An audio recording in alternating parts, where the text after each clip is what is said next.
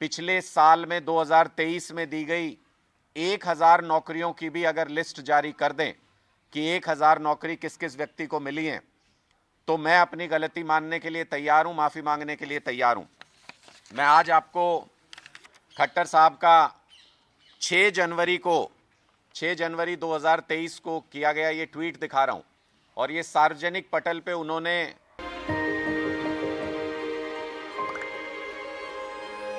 मिलके हम पंजाब को रंगला पंजाब बनाएंगे और बिजली के मामले में पंजाब को सरप्लस बनाएंगे। 24 घंटे बिजली रहिंदी है जी, कोई दिक्कत नहीं बिजली दी सानू। गरीबां दा जिउण दा स्तर जिहड़ा जीवन ਉੱਚਾ ਪੱਧਰ ਦਾ ਕਿਵੇਂ ਚੱਕ ਸਕਦੇ ਹਾਂ, ਇਹ ਸਾਡੀਆਂ ਪ੍ਰਾਇੋਰਟੀਜ਼ ਨੇ। ਮੇਰੇ ਤੇ ਯਕੀਨ ਤੁਸੀਂ ਕੀਤਾ ਤਾਂ ਯਕੀਨ ਰੱਖਿਓ, ਮੈਂ ਤੁਹਾਡਾ ਯਕੀਨ ਕਦੇ ਟੁੱਟਣ ਨਹੀਂ ਦਊਂਗਾ। घोषणा भी की थी, मैं इसको पढ़ के आपको सुनाता हूं। उन्होंने कहा था कि वर्ष 2023 में ग्रुप सी व डी के पदों के लिए हम हरियाणा में 50,000 भर्ती करने जा रहे हैं। प्रदेशवासी अपना विश्वास बनाए रखें, किसी के बहकावे में ना आए। तो आज मैं मुख्यमंत्री मनोहर लाल खट्टर जी से यही पूछना चाहता हूं कि प्रदेश के लोग तो किसी के बहकावे में नहीं आएंगे, आपके भी बहकावे में नहीं आएंगे। जो आपने 50,000 नौकरी 6 जनवरी 2023 को वादा किया था कि आप इस साल में देंगे, आज 25 जनवरी 2024 है, पूरा एक साल बीत गया, उससे भी ज़्यादा समय हो गया। मैं सिर्फ और सिर्फ खट्टर साहब आपसे निवेदन करता हूं, 50,000 तो बहुत ज़्यादा हो जाएंगी, हमसे शायद गिनने में ना आए। आप पूरे प्रदेश में साल 2023 में दी गई सिर्फ 1000 नौकरियों की लिस्ट अगर सार्वजनिक कर दें तो बड़ा आभार होगा आपका। प्रदेश के युवाओं को भी पता चलेगा कि आप उनके लिए कितना कुछ कर रहे हैं। लेकिन आश्चर्य ये कि कल भी जब बीजेपी की सोशल मीडिया ट्रोल्स की टीम ने इस मुद्दे के ऊपर हमें टारगेट किया, तो किसी भी ट्रोल ने अपने जवाब में कौन सी नौकरियां दी उसके बारे में जिक्र नहीं किया। 1000 नौकरी का सिर्फ प्रश्न पूछा था मैंने। 1000 नौकरियों की लिस्ट अगर सोशल मीडिया पे भी सार्वजनिक कर देंगे तो हमारे सवाल खत्म हो जाएंगे। मैं ग्रुप सी और डी की भर्तियों के बारे में अगर मैं उल्लेख करूं, जिसका मुख्यमंत्री जी ने यह कहा था जनवरी 2023 में कि 50,000 नौकरियां हम देंगे, किस बेतुके तरीके से, किस बेवकूफाना तरीके से भारतीय जनता पार्टी की यह सरकार काम कर रही है, उसका एक नमूना मैं आपके सामने रख रहा हूं कि भारतीय जनता पार्टी में ऐसे शख्स के पास नौकरी देने की जिम्मेदारी आ गई है जिसको नौकरी का न भी मालूम नहीं है। ग्रुप सी के लिए 32,000 पदों की भर्ती होनी है। खट्टर सरकार के निकम्मेपन की वजह से ये भर्तियां कोर्ट में अटकी हुई हैं। अप्रैल की इनकी अगली तारीख दी गई है। बार बार अभ्यर्थी ये मांग कर रहे हैं कि हरियाणा सरकार अर्ली हियरिंग के लिए रिक्वेस्ट करे कोर्ट में और इस मामले को अपना जवाब दाखिल करके जल्दी से निपटाए ताकि वो भर्तियां हो सके, 32,000 भर्तियां। लेकिन अर्ली हियरिंग की सरकार की तरफ से कोई कोशिश नहीं की जा रही। अब ये कह रहे हैं कि ग्रुप डी की 13,000 से ज़्यादा भर्तियां अब सरकार करने जा रही है, उनकी लिस्ट जारी करने जा रही है जल्दी, ऐसा दावा सरकार की तरफ से किया गया। ग्रुप डी की भर्ती ग्रुप सी से पहले सिर्फ वही मुख्यमंत्री कर सकता है जिसको नौकरी का न भी मालूम नहीं है। मैं इसके पीछे का तर्क आपको समझाता हूं।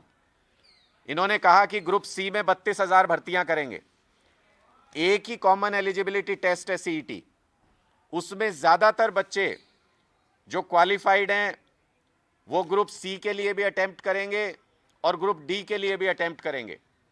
ग्रुप सी में जिन बच्चों का चयन होना है, निश्चित तौर पे वो ग्रुप डी में चयन होने वाले बच्चों से ज़्यादा क्वालिफाइड हैं, उसकी रिक्वायरमेंट है जॉब की।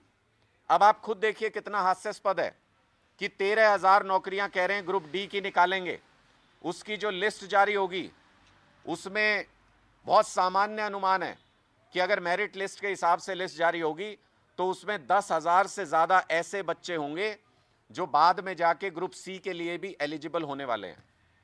जब ये 13,000 भर्तियां हो जाएंगी और कल को आप ग्रुप सी की भर्तियां करेंगे तो इन 13,000 में से 10,000 बच्चे ग्रुप सी में सेलेक्ट होकर के अपनी ग्रुप डी की नौकरी छोड़ के वहां चले जाएंगे। यानी आपने 13,000 भर्तियों का जो दावा किया वो एक बेवकूफ़ाना हरकत बन के रह जाएगी। उसमें से 10,000 बच्चे ग्रुप सी में अपग्रेड हो जाएंगे और आपकी ये फ्यूटाइल हो जाएगी पूरी एक्सरसाइज जो आप नौकरी देने की बात कर रहे हैं। ये 13,000 भर्तियां भी तब मानेंगे जब खट्टर सरकार इनको कर दे, क्योंकि अभी तक तो कोई एक भी भर्ती ऐसी हुई नहीं जो या तो कोर्ट में नहीं अटकी। अभी मैं कल परसों सुन रहा था कि वेटनरी सर्जन की भी 28 तारीख को परीक्षा होनी थी, इन्होंने उसको भी रद्द कर दिया। उससे पहले पता नहीं कितने सारे ऐसे केसेस हम देख चुके हैं। लेकिन एक स्पष्ट और सीधा सवाल ये है कि क्या ऐसी अतार्किक भर्ती नीति किसी सरकार की हो सकती है जिसमें वो जो भर्ती अभी करने जा रहे हैं ग्रुप डी में भर्ती अगर ग्रुप सी से पहले कर देते हैं तो ज़्यादातर लोग छोड़ के, जब ग्रुप सी की जॉब्स आएंगी तो ज़्यादातर लोग छोड़ के ग्रुप सी की जॉब्स में अपग्रेड हो जाएंगे और ग्रुप डी की वापस से पोस्ट खाली हो जाएंगी। ऐसी भर्तियों का क्या मतलब है? और दूसरा और बेहद स्पष्ट सवाल, अगर खट्टर साहब आपको ये लगता है कि युवाओं के जॉब्स के बारे में आप प्रदेश को गुमराह कर सकते हैं तो ये आपकी गलतफहमी है। आम आदमी पार्टी इस मुद्दे के ऊपर खट्टर सरकार को छुपने नहीं देगी। खट्टर सरकार को युवाओं को जवाब देना होगा और ये जवाब देना होगा स्पष्ट तौर पे कि जब 2023 में 50,000 नौकरियों का वादा किया था तो फिर अब मुंह छुपाते क्यों फिर रहे हैं? 1,000 नौकरियों की लिस्ट, ये खुला चैलेंज है मेरा मुख्यमंत्री मनोहर लाल खट्टर जी को। पूरे प्रदेश के अंदर 2023 के साल में सिर्फ 1,000 भर्तियों की लिस्ट जारी कर दें, मैं सार्वजनिक पटल पे माफी मांगने के लिए तैयार हूं। लेकिन अगर वो 1,000 भर्तियों की लिस्ट भी जारी नहीं कर सकते हैं तो झूठ बोलने के लिए, गुमराह करने के लिए और हरियाणा प्रदेश के युवाओं को बरगलाने के लिए, उनका भविष्य बर्बाद करने के लिए मुख्यमंत्री मनोहर लाल खट्टर जी को सार्वजनिक पटल पे माफी मांगनी चाहिए प्रदेश के युवाओं से। हमसे जुड़े रहने के लिए हमारे YouTube चैनल को सब्सक्राइब करें और नई वीडियो की नोटिफिकेशन के लिए बेल आइकॉन को दबाएं। अगर आप ये वीडियो Facebook पर देख रहे हैं तो लाइक जरूर करें और ज्यादा से ज्यादा शेयर करें। धन्यवाद।